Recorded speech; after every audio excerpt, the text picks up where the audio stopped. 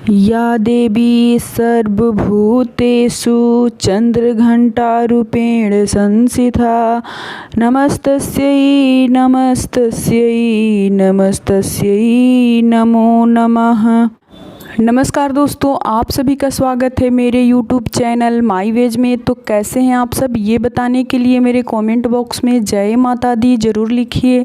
माता रानी हम सब की रक्षा करें, हम सब पे अपनी कृपा बनाए रखें। तो दोस्तों, आज हम इस वीडियो में जानेंगे माँ चंद्रघंटा पूजा करते समय हमें किस रंग का वस्त्र पहनना चाहिए, माँ को कौन से फल फूल अर्पित करना चाहिए, भोग में उनको क्या लगाना चाहिए। तो ये सारी जानकारी आपको मेरे इस वीडियो में मिलेगी। आप मेरे वीडियो के लास्ट तक बने रहें और अगर आपको मेरी वीडियो पसंद आती है तो प्लीज़ मेरे चैनल को सब्सक्राइब कीजिए, बेल आइकन को ज़रूर प्रेस कीजिएगा, जिससे मेरे नए वीडियो के नए नोटिफिकेशन आपको सबसे पहले मिले।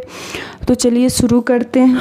तो दोस्तों, नवरात्रि के तीसरे दिन माँ के तृतीय स्वरूप, तृतीय शक्ति चंद्रघंटा माँ की पूजा की जाती है।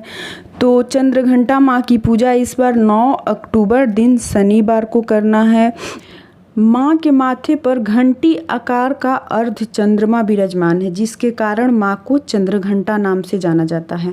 देखिए, जिससे माँ का स्वरूप और भी सुंदर हो जाता है और भी सुहाना हो जाता है। माँ के 10 भुजाएं हैं, 8 भुजाओं से माँ दुष्टों को, राक्षसों को संहार करती हैं, नष्ट करती हैं, और 2 हाथों से माँ अपने भक्तों की रक्षा करती हैं, आशीर्वाद देती हैं।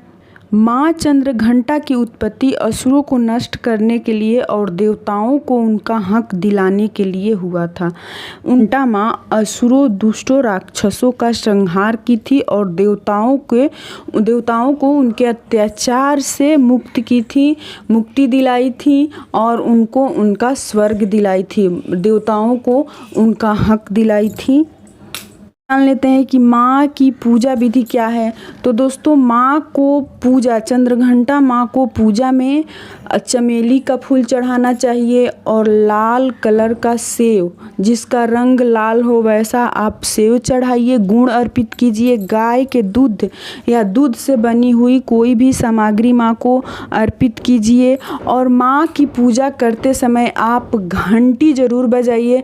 घंटी सबके घर, सबके मंदिर में होता है, घर के मंदिर में, तो आप घंटी बजाते हुए माँ की पूजा कीजिए। और पूजा करते समय हमें भूरे रंग का वस्त्र पहनना है।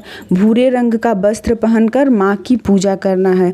माँ की पूजा करने से शांति आती है और परिवार का कल्याण होता है।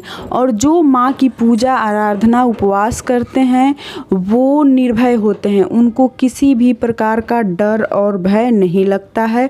वो डर भय से मुक्त हो जाते हैं, वो निर्भय होते हैं।